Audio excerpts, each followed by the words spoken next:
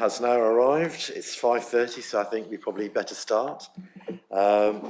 If I can just check people present in the room and online can hear what is being said through the microphone. So if I look to Alice and Tim, yes, excellent. Good evening, all. As most of you will know, my name is Councillor Mike Davey, and I'm the chair of this committee. I'd like to welcome you all to this executive meeting. And the members of the executive, for your information, are as follows, and we'll go around the room. Martin, do you want to take first? Councillor Martin Smart. Councillor Katie Thornborough. Councillor Jerry Bird. Councillor Rachel Wade. Councillor Rosie Moore. Councillor Cameron Holloway. Councillor Cameron Holloway. Councillor Simon Smith. And Alice, do you want to introduce yourself? Councillor Alice Gilderdale. Okay, thank you very much. I think it probably is a good point to actually introduce those people for the members of the public and anybody who's watching. Those opposition members who are in attendance as well at this stage. Councillor Pora, do you want to go first? Thank you, Chair. I'm Councillor Katie Porrer for the Lib Dems representing Market Ward. Thank you. Councillor Karen Young. Thank you, Karen. Tim, do you want to, sorry, Councillor Bick, do you want to introduce yourself? Yeah, Councillor Tim Bick, leader of the major opposition group. Do we have any other apologies at all, Dan? Thank you, Chair. No other apologies. Who is, it's J.E. James? James, okay. Thank you very much. Oh, thanks, James. Thank you for, and that's great. Thank you so much. James, do you want to introduce yourself? I'm James Elms. I'm Director City Services. Okay, thank you. And the other officers in the room? Jodie, do you want to go first? Jodie Everington, Chief Finance Officer. Boris Herzog, Meeting Producer. Dan Kelly, Democratic Services Manager. Thank you all. In terms of housekeeping, copies of the agenda can be found on the City Council's website underneath committee meetings, minutes and agendas. If you could refer to specific page numbers within the agenda, if you're referring to a specific paragraph, I'd be grateful. And can I remind you, those of you who are present and also those online, please use microphones at all times when speaking, and please speak close to, if necessary, and clearly into the microphone. Please ensure that you're switched off or silence any other devices you have so that they do not interrupt proceedings. And when you are invited to address the meeting, can you make sure your microphone is switched on? When you finish addressing the meeting, please turn off your microphone immediately and speak slowly and clearly, and please do not talk over or interrupt anyone. I'm sure to get the rules about switching mics on and off wrong, so you can blame me. Please, can those present in the council chamber note that everything on your desk, including your laptop screen, is likely to be broadcast at some point. The camera follows the microphones being switched on, so councillors and officers are requested to wait a couple of seconds before speaking to allow the camera to catch up. Please raise your hand, either virtually or in the room if you wish to speak. Can those participating in the meeting via Teams indicate that you wish to speak also via the chat column or the raised hand? So you've got an additional option. And the meeting chat is neither confidential nor private and can be subject to an FOI or DPA request. Please make sure your device is fully charged and that you switch your microphone off unless you're invited to speak. And please use a headset if available when speaking and hold the microphone close to your mouth. For the comfort of councillors and officers and the public, I may choose to call short breaks during the proceedings. If councillors or officers require a break at any point, please indicate to me if you wish so, and we will see if we can find the appropriate spot. So, moving on to agenda item 2, are there any declarations of interest? Jerry. Thank you, Chair. I'm a member of the KIP board. Councillor Smith. I'm also a member of the KIP board. Thank you. Any other declarations of interest? Okay, in which case, can we move on to agenda item 3? The minutes of the 5th of February 2024 have been submitted to this meeting for approval. If there are any concerns, please could members raise them now, otherwise they should be approved as a correct record. Any concerns that anybody has? Okay, in which case, done. Correct record. Do I need to sign anything? Yeah, end of the meeting. Okay, lovely, thank you very much. Public questions is agenda item 4. We've had no indication there are public questions. I just want to check with the member of the public here if there's any questions you have at this stage. Oh, that's extremely kind, Councillor. I was actually 2 days in advance, but no, I'm just listening. Okay, thank you. In which case, let's move on to the main item for the agenda, which is item 5, which is the budget consultation for the financial year 25-26. And Jodie, would you like to introduce the report?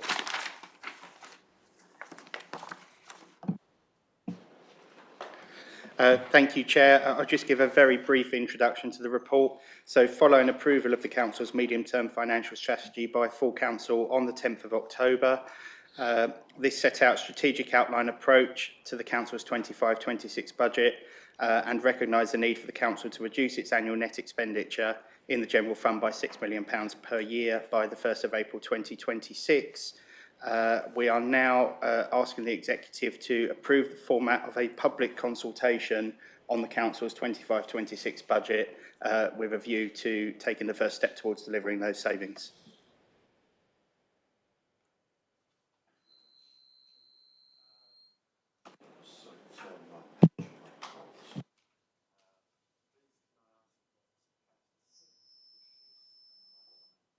Oh, sorry. Please can I ask that, see, I told you I'd get it wrong. Please can I invite Councillor Smith as the Exec Councillor for Finance and Resources to introduce and provide comment on the budget consultation. Simon. Thank you. We are in a position to identify these savings because of many years of austerity from the previous government and the fact that local government was an unprotected service. We have faced exceptionally higher than forecast rates of inflation, and quite simply, we need to balance our books. We are required as a statutory duty to do that.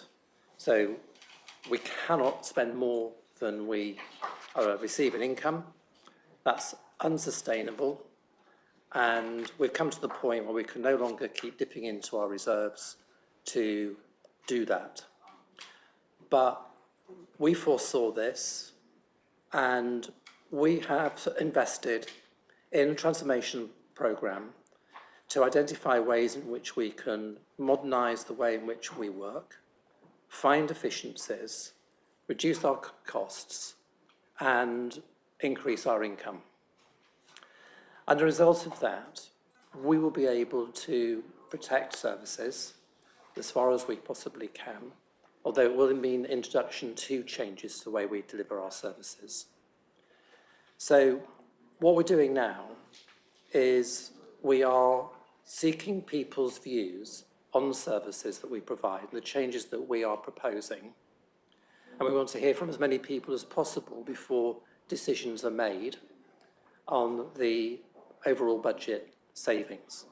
So in effect, this is a pre-scrutiny process where we will have public's views that we can carry forward to the Strategy and Resources meeting on the 10th of February so that we can make considered recommendations to full council. I want to extend our appreciation and thanks to all the officers who have been engaged, and my fellow exec councillors who have been engaged in this process. It is not easy, it's difficult, and we've been supported by the investment that we've made in our transformation team. We're on a road to modernising the council, delivering efficient services, and we are intent on being a best value authority that balances books and has reserves to meet the emergencies that are always occurring and will always be in a position, so we're always in a position to address those on the benefit of the communities that we serve. So thank you, Chair.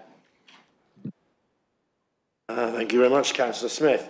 So now I'd like it to open up the executive for questions from opposition members, if they have any.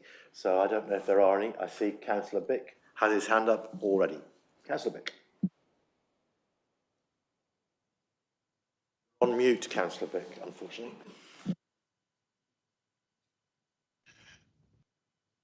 Okay. Thank you, Chair. From our side, we're very pleased to see this process eventually starting.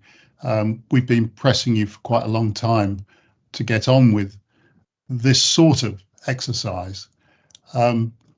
Firstly, I've got some points about the process that is being embarked upon here, and then I'd like to follow up, if I could, after that with a question about the content. So on the process, the questions here touch on some matters of vital importance to the sort of council we're going to be. Some would say monumental importance. Yet as things stand, it looks like there will be very little scrutiny of them.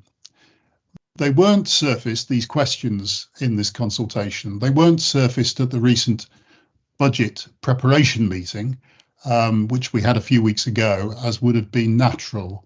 And I'm keen to understand why that was and why they've been saved up for a meeting in which non-majority party councillors can participate more easily. Today's discussion doesn't allow you much reflection time, as you intend to launch the consultation tomorrow, I understand. No member discussion is provided for on any of this until over 2 months after the consultation has closed in early February. And at that time, you intend to announce your own decisions with, again, no reflection time after scrutiny before they're actually published for the council to approve them. And it really feels like effective scrutiny is being precluded here, both on what goes into the consultation and what comes out. And that is really a serious omission, as the questions in this survey simply don't convey, they can't convey the complexity that lies behind them or the unforeseen consequences that can arise from what some may see as obvious answers when they read them. So can I request that the consultation responses are reported for a discussion on them at the Strategy and Resources Committee, which is already scheduled to meet on the 13th of January, and that they're published for all members to see them on the 6th of January, which is still more than a month after the consultation closes, because that will then enable other councillors to prepare their reactions and their proposals into the budget process. Thank you, Councillor Bick. So the question there, who would wish to take that? Councillor Smith or Jodie? Because it's about process, about timescales. Presumably, so is Councillor Bick, is the answer yes or no to Councillor Bick? I'll answer that. And Jodie can add to it if he wishes. So what we did at S&R was we set out the principles for the way in which we would approach the budget making process. And don't forget, this is unprecedented. This is the scope and the scale of the changes we're proposing to make in this budget because of the circumstances that we find ourselves in is, well, it's a very difficult process. Let's be honest about that. So we established the principles. The content of the budget consultation is, in a sense, been predetermined by all the investment we've made in the transformation programme, because what we'd be anxious to do is not just find ourselves needing to make £6 million of savings within a few months. This is about the planning and the preparation to make sure that we can protect our services and in some cases actually enhance them, so that we take a measured approach disciplined approach to the way in which we bring forward the proposals for budget savings. So that's why you've got the proposals in this consultation report. The consultation will end on the 3rd of December. There therefore can be a report on the consultation responses going to S&R on the 13th of January. And then we move on to the S&R on 10th of February. And then we proceed to full council on the 24th of February. So what we're doing here is we are creating the preconditions for a full scrutiny process. And this starts with, if it's a public scrutiny. So this is a much better process than we've had before. You've always argued, Councillor Bick, that we should have more details in the budget consultation process. That's reflected in the document, and you will have ample opportunity to, one, participate in the consultation process itself, and scrutinise it when it comes to S&R in January, and that's the process that we are proposing. Is there anything you wish to add? Is there anything you wish to add? Sorry, who asking me? No, I was asking Jody, but I'm not sure there is, sorry. because I think the answer is yes to your question. So if we accept the answer is yes to your question, Tim, the next question, it's you again, Tim, I think, unless that's a legacy hand.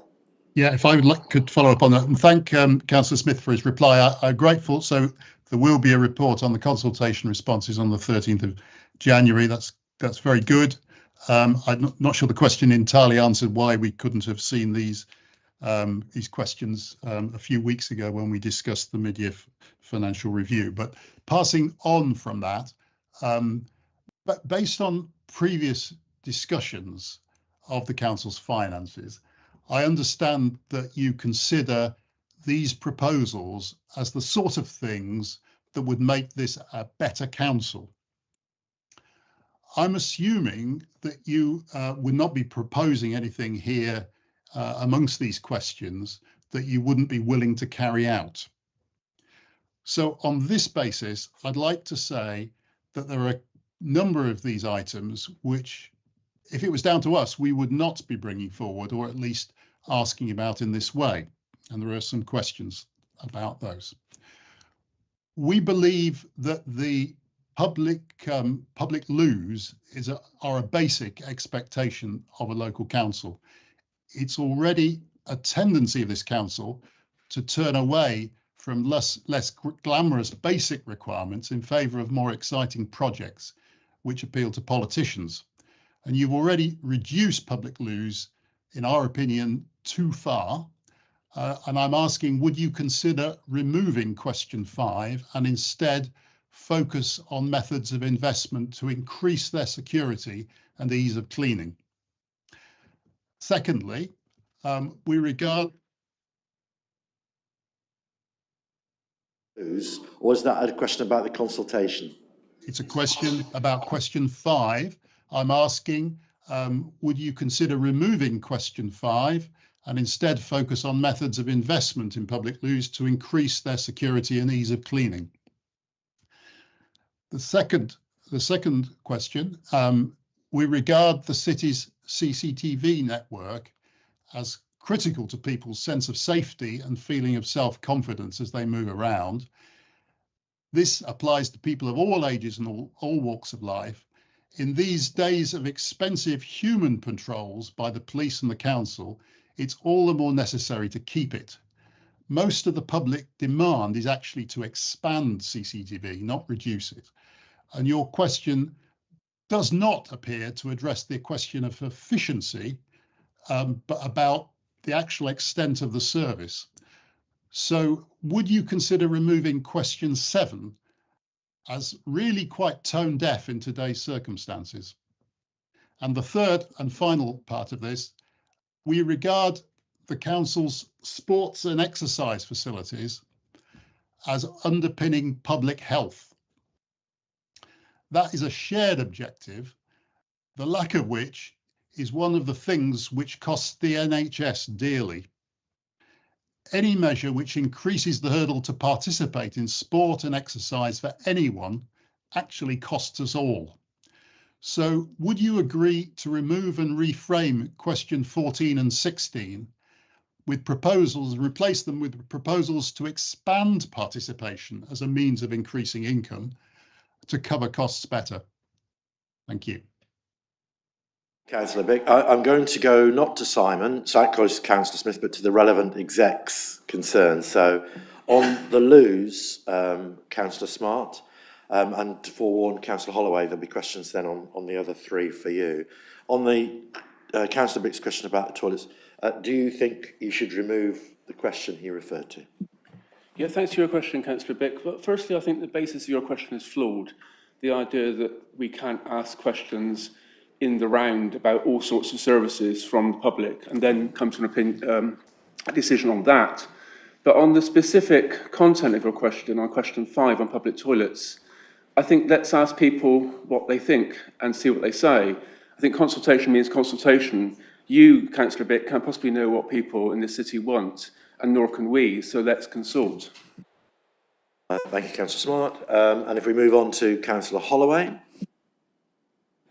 Thank you very much. Yeah, I mean, to an extent, it's a similar response to Councillor Smart's in that we wanted to give a broad range of options. That's part of the purpose of this consultation. If we'd only set out, say, 5 or 6 options for savings, and we're saying, well, we're trying to save 6 million over the next 2 years, then that's not giving the public a choice. So what we wanted to do was give some context, give a range of options. It's ultimately going to be for councillors to decide, but it's for the public to have their say on what matters to them. I mean, in terms of your specific comments, clearly in my role, I'm going to say, and I totally do agree with you, that CCTV is extremely important. Sports and exercise are extremely important, and we want as many people to be able to participate in them as possible. We still need to think creatively about the ways in which we do those things, the ways in which we keep people safe and achieve all our other objectives as a council. So let's see what the public think and then have a debate about it in the light of that information. Thank you, Councillor Holloway. Do you have a follow-up, Councillor Bick, or shall I open it up to other people? Sorry, well, I just wondered about the point about sports and exercise. That wasn't mentioned in the replies. Okay. I agree with you that sports and exercise clearly are very important. We want as many people as possible to participate in them. There are a variety of ways to do that, and we already across the council do that work in a whole range of ways, some of which is covered by these questions, some of which is not. And let's see what residents have to say about whether they think that's where that comes in their list of priorities, essentially. I mean, none of these are things that we want to do, I think is the bottom line, isn't it? I mean, ultimately, if you look at this list of things, whilst in some of it we're thinking about, oh, how could we change the council to be more efficient, we are also ultimately at the stage where we're talking about some services reducing or charges going up where we wouldn't necessarily want them to. But these are unfortunately the difficult decisions that we're all having to make now and that you have encouraged us to take in the past and today, as you say. Thank you, Councillor Holloway. Are there any further? Councillor Young and Councillor Pora. Councillor Young first. Thank you, Chair. So I've got a couple of questions. You're trying to save £3.5 million from these proposals. Some of them have got a number attached to them, some of them don't. Are you anticipating doing all of them or just some of them, or how many of them do you need to do the £3.5 million? What's your thinking behind all these proposals? Do you want me to take that? That's quite a big question. I think it's probably one, it's the overall strategy you're questioning there, I think, Councillor Young. So that's probably one for Councillor Smith. Well, each of these proposals, some of them have they have a spectrum of savings that we could make within them. We have in here, there's probably over £6 million worth of savings if we took them all, and that reflects what my colleague Councillor Cameron said earlier, which is if we don't consult on a wider range of proposals than we need, it's a fait accompli. It isn't a proper consultation. So we are offering the public genuine choices here, and we will reflect on what the public has to say on those choices. But ultimately, it's going to be down to councillors to make the difficult decisions, and no one's going into this willingly. Of course, this is a tragedy that we're facing. It's not right. We're having to do this for all the consequences that Councillor Bick reflected on. But we're in this place, and overriding all of this, our first duty to the public is to balance the books and not get ourselves into financial trouble. And that's the biggest thing of all. So let's wait and see the results. It's going to come to scrutiny, and we'll have a look at what the public has to say. There's also going to be some fiscal events between now and that moment. So we will have the autumn statement, and we'll have the local government finance settlement in early December. But I've got here a letter from the Minister of State for Local Government. And I'd like to share some of the best bits with you. Can I do that? Can I just check whether it's been embargoed, Simon, before you start sharing that? Can I just double check that that's not embargoed, Simon? I just check that you might have received that confidentially, and therefore you might not want, without double checking, but you can probably say you could probably elucidate what the Minister says. Broadest term. It didn't come, I'm sure it didn't come to me under those terms, but nevertheless, I will. Let me just say this. There are lots of metaphors for, I think I invoked white horse when I really meant to say white knight. It's been replicated as white horse, and it's following me for life, I think, that expression. Another person refers to this as the cavalry isn't coming over the hill. There isn't. So we are looking forward to hard times pending the rebuilding of the foundations for public services. So there's no escape hatch coming up anytime soon. There's another metaphor. So that's where we sit. So don't expect anything exciting happening on the 30th of October or in the finance settlement in early December. So I think we're on course. What we're not doing, and I did say this at a committee, is essentially that we are taking a Goldilocks approach in the sense that if we do too little, we'll have to make cuts in a rush and not in a measured way. If we do too much, we might find ourselves having cut services we didn't need to do. But I think this is the right judgment to make at this point, and this is the process we're having to go through. Okay. Thank you, Councillor Smith, and for your caution. Much appreciated. Councillor Young, you've got a second question.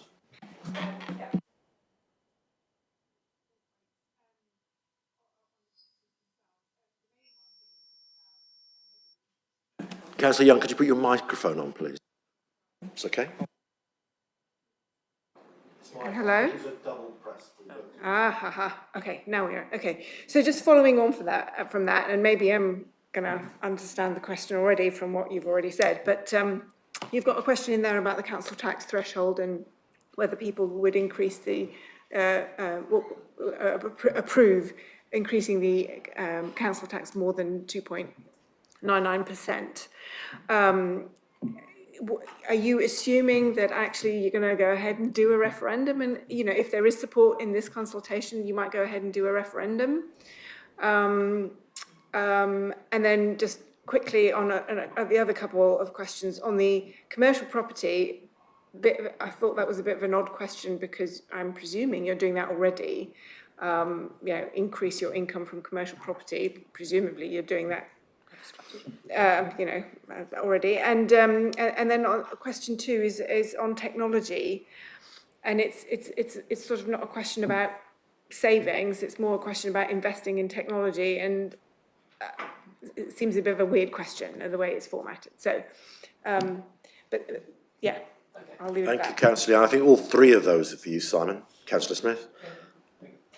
Thank you very much. None of the answers are embargoed? I don't think you were going to read out a minister's letter, Simon, this time, so unless you do, I don't think they are. Okay, thank you. But brevity would be good. So, on the council tax threshold, as you know, the government sets the limit and has done now for a number of years.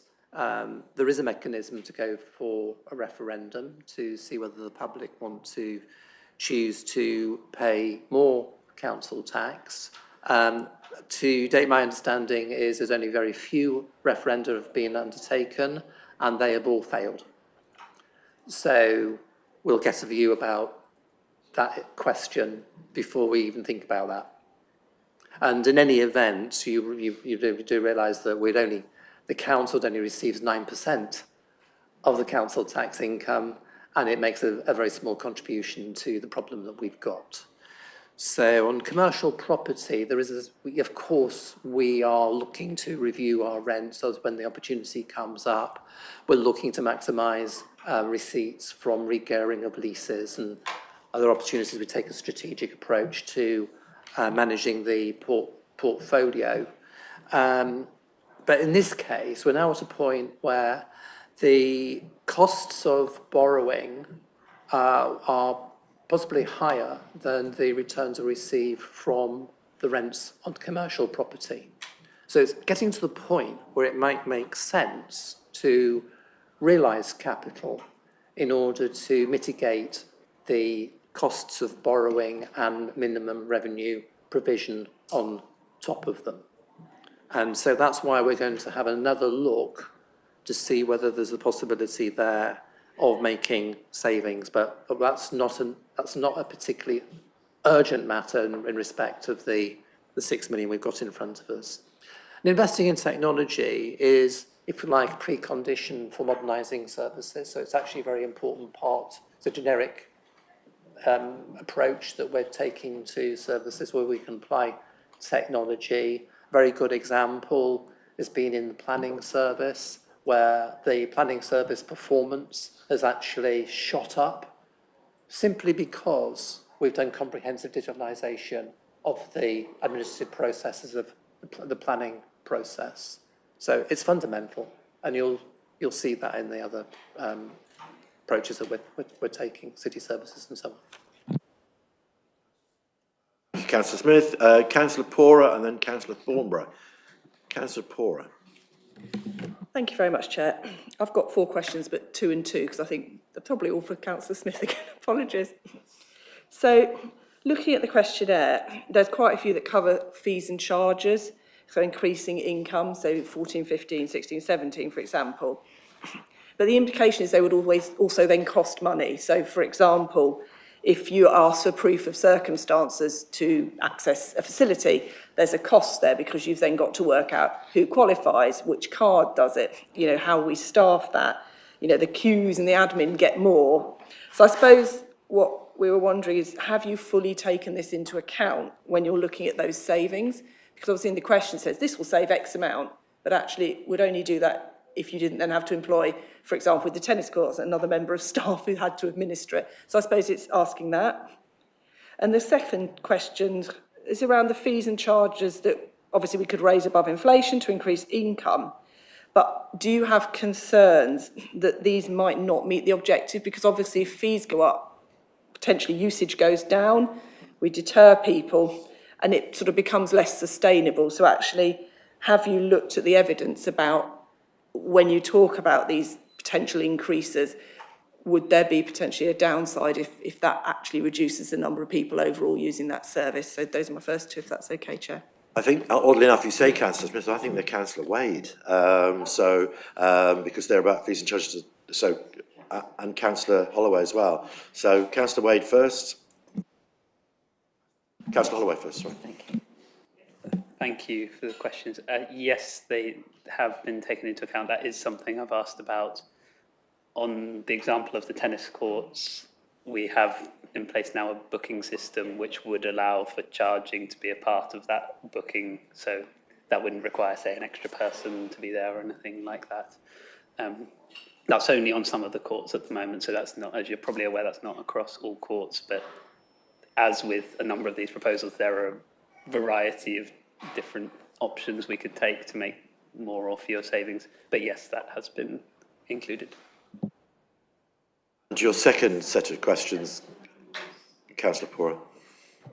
And I think I also mentioned the deterrent issue in this question, just about obviously if we increase charges, we may lose income if we don't have as many people joining. Okay, So I Councillor think Holloway. also there is an associated cost with IT, because obviously I know it's not a person, but obviously installing these things, maintaining them is another cost. But thank you. If you could pick that up, that would be great. Councillor Holloway and I think Councillor Smith. Did you say? No. So, Councillor Holloway first and then Councillor Smith. Yeah, it's a fair point. I think we don't know exactly. I mean, within some of the modelling that's been going on, we've looked at a number of different scenarios because we're not sure, as you say, what the effect would be, and that's something that would have to be monitored on an ongoing basis. I think clearly with some of these things, when we're looking at, for example, the sports and exercise, as I said to Councillor Bick, we don't want to be discouraging people from using those services, do we? So it's something to consider. Thank you. Councillor Smith. so as you'll see in the, basically in our workings, might not be obvious to you in the workings. So on the car parking, we are proposing an exceptionally high increase, but within that, we are only expecting to raise half the money that on the existing level of demand. But it's still a bounce to £1 million. So yes, we have modelled that. It looks as if it will reduce demand, but there's another dividend from doing that because it reduces congestion in the city and it reduces pollution. So we have to balance the books, but at the same time we also have to look at the environment, and that's one of the proposals that does that. Councillor Pora, you've got. Thank you. I think one of the issues we've raised about scrutiny is obviously we haven't seen your working, so I can only go on the questions which say there's going to be a big saving, so I don't know, and nor do the members of the public when they're voting. I think you'll get your chance though, Councillor Pora, in due course. Thank you. So the next two questions, it's really about, are you satisfied that this type of survey is the best way to get a steer? Because obviously, apart from the need to get a representative demographic, some of the things look quite easy. Shall we just do that and that will happen? It's sort of a bit like I've mentioned already. I mean, I'm going to pick on question 4 about the cattle grazing, because obviously that's what I've been involved in previously. But there are, if for example, it looks like an easy answer, yes, just charge someone else for this. But if that means we lose the cattle, it costs us more to mow the lawns or the meadows than it does to pay the pinder overnight. So I think, are you happy that, you know, we're just a bit concerned this is a bit of a simplistic process because it doesn't really show the working. So it's just like, let's save some money, tick this box. But actually there are implications for that, which obviously I appreciate if it's going to come back to S&R, we will have some more chance to pull out, which we weren't sure of before. And finally, I suppose it's the equalities audit. All of this at some point will need to go through an equalities audit. Some of the questions you do mention protecting lower incomes, for example, but others you don't. And I suppose I'm a little concerned that there may be some that wouldn't pass the equalities audit. So if we haven't done one yet, when do you anticipate doing that? And obviously, would that be shared? Thank you, Chair. I think I would want to shortcut the last question because you do the equalities audit when you know what you're actually going to do. At the moment, this is a consultation paper. But Councillor Smith, you might want to respond, particularly around the first. I think the question is this a pointless survey?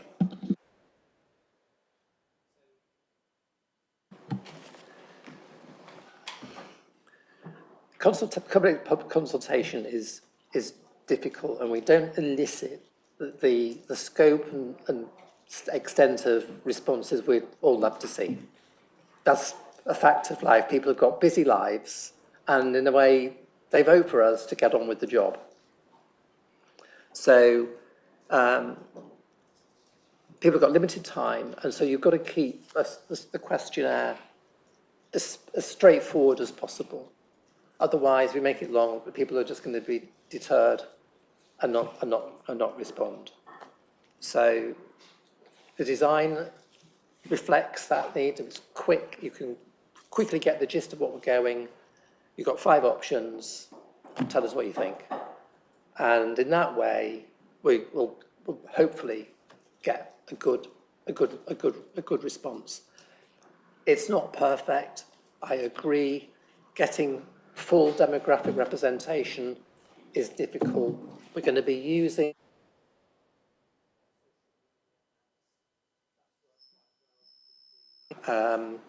civic quarter consultation, so we're repeating that. We'll see what impact that has.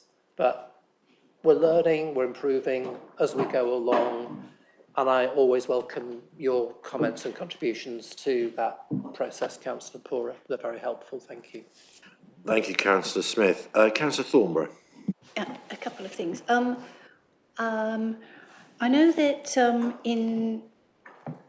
when we've done planning consultations, people like to put things in their own words, and I see we've got a lot of questions with the 5 options, but at the very end, part 7, there's their own comments. 21, it says, if you are opposed to taking some of the above measures, but I'm just wondering if someone goes through and doesn't really oppose anything, maybe they've answered, they may still have some ideas about what comments on the budget. For example, I know residents have spoken to me about the opportunities they'd like to make in repurposing some of the extremely low-use toilets. So to use the buildings, but also while they're for community use, but also provide a toilet while they're open. So if residents go through this and they wanted to add something, would they still be able to do that? And also, is it, again, through when we did the local plan consultations, a lot of people answered on the mobile phones. I think more than 50% actually. So will this be accessible on mobile phones as well as paper? Councillor Smith, I think, has already answered the second question, but if you could repeat that, Simon, but also answer Katie's first question, which was around open text. I think that can be achieved by amending question 20, making amendment to question 22. I'd also like to propose, Chair, an amendment to the forward. Really? Yes. Okay. This is a surprise, Simon. Right. Councillor Smith. And also that's slightly problematic, I suspect, for the opposition as well, but depends what and how major your proposal is. It is minor, and it has been requested by a member group, and I think it's a positive. But you're requesting it, Simon. What is it you wish to do? So let's answer Katie's question first. Okay. Are you happy? Yeah. Okay. Yeah. We'll amend question 22. That's right. And then your proposed amendment. Surprise. Your proposed amendment. Yep. So this is at the forward, and it's paragraph 1, 2, 3, 4, 5. And so I'll just start from the second sentence, and it continues. So Sorry, which page are you on? this is on page 11, beg your pardon, and it's the paragraph which commences because the council's finances.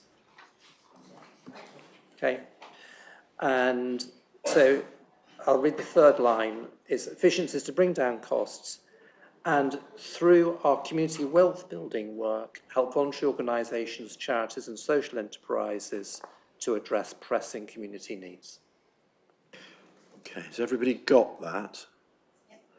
Okay, and could you just reiterate that, Simon? Yes, so efficiencies to bring... Where is it? No, where? Sorry, it's on page 11. Yeah, which paragraph? Paragraph 5. Is it? Yeah, Yeah, I think it's. and it's continuation of the last sentence. And through our community wealth building work, help voluntary organisations, charities and social enterprises to address pressing community needs.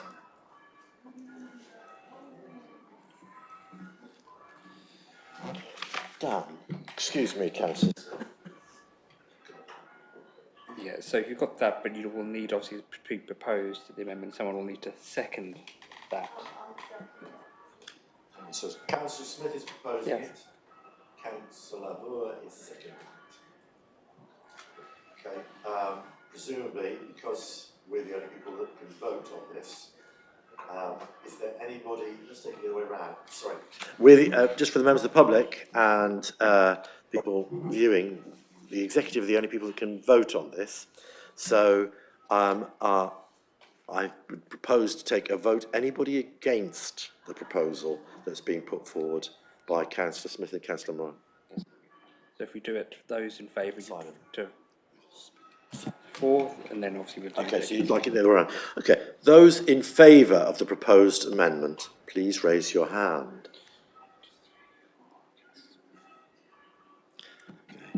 That's unanimous. Thank you very much.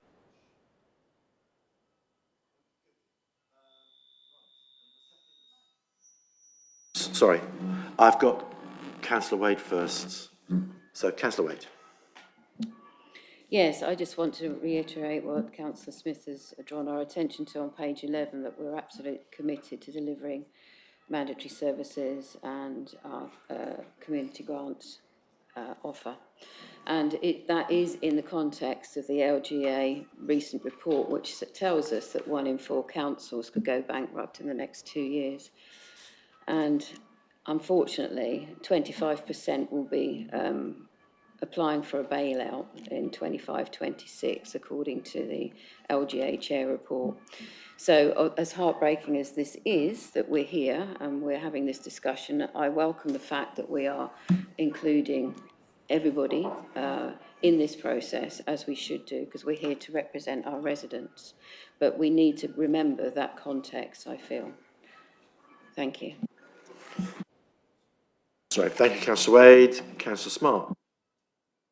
I did have one question, Chair, but I've got two now. So just briefly, it will be brief. Just firstly, it seems I'm not quite sure, but it might be good practice to allow members, especially the opposition members, to interrogate the amendment to the forward that we've just added right now, in case they wanted to debate that. But my other question was, I presume other parties have been invited to this meeting, have they? So we have 4 parties represented in the council, only 2 are in the room. Right, first, we have no obligation to invite the opposition to debate that. That's not how the executive works, although I'm very grateful to Councillor Pora and Councillor Young for indicating they don't wish to debate it. So I think we can move on from that. As in terms of inviting people, everybody is invited, be they a resident or a councillor. Okay, Councillor Bick. You're on mute, Councillor Bick. Chair, I didn't want to debate that point, but I had another question.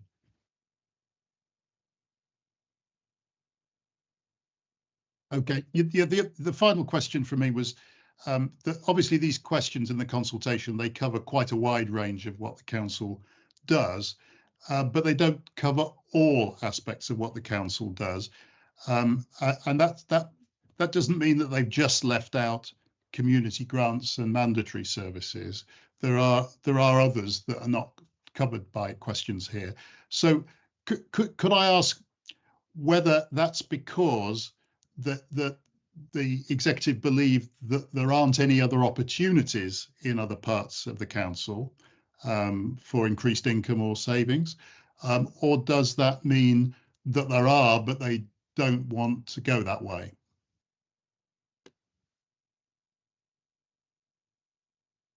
I think rather than have 8 different responses, Councillor Bick, I'll ask Councillor Smith, who obviously has the overall a responsibility for preparing the budget to answer. Thank you. Thanks, guys.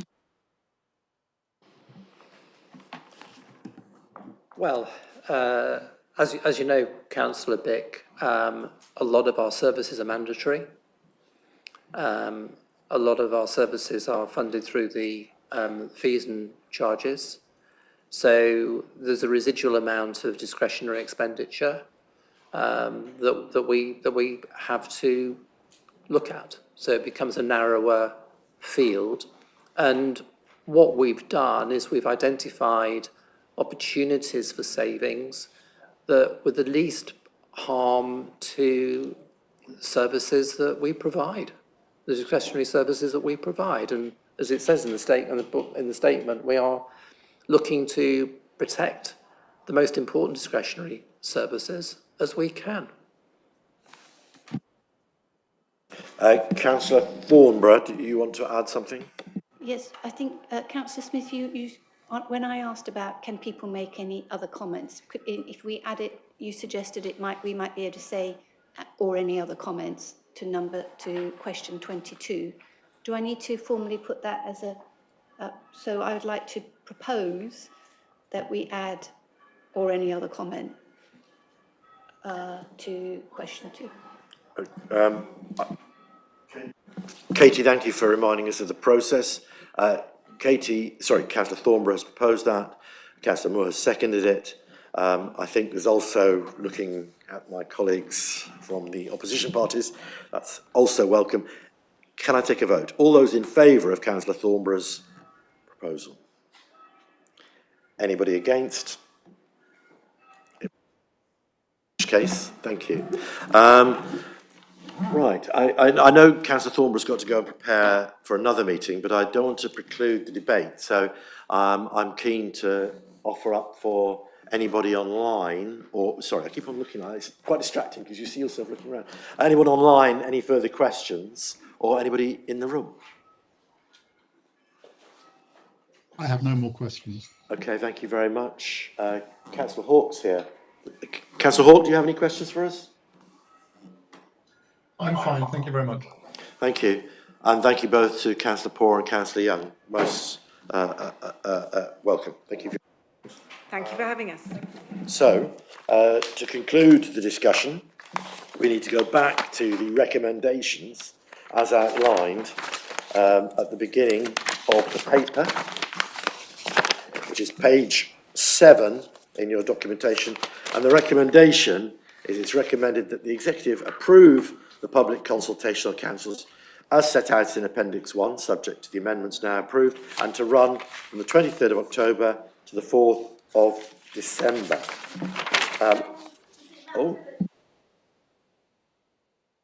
No. I think the quorum down is what, 3? So, no. Okay, so therefore, can I ask to see those in favour of the proposal to go to consultation? Just want to get a seconder. Oh, a seconder, sorry. No, surely it's... You're recommending an amendment. Oh, I'm recommending, sorry. Forgive me for the process. Councillor Bird is going to be the seconder for this. Okay, thank you all very much. So, in favour? It's unanimous, thank you very much. Therefore, the recommendation has been approved, and that now concludes the executive meeting. Please, can the producer, is that Boris, to end the